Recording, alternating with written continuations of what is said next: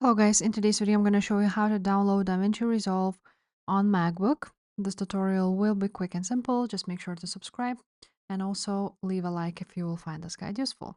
So you want to go to Google, write down Davinci Resolve and click Davinci Resolve 19 Blackmagic Design. This is their official site. Now all you have to do is scroll down and you will see DaVinci Resolve 19 and a free download now. Then you're going to choose DaVinci Resolve 19 and click Mac OS.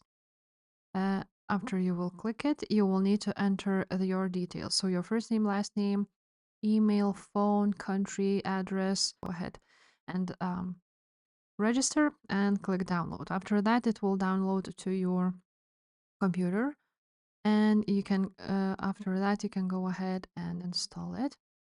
Now after you have downloaded it, you want to double click on Blackmagic Diamonds Resolve and then this will pop up.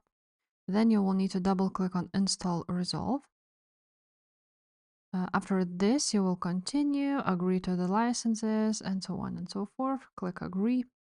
Now it will take that much of the space on your computer. You want to make sure you have that and click install. Now after that you will need to enter your password for your desktop. So basically your screen, lock screen, enter the password and click install software.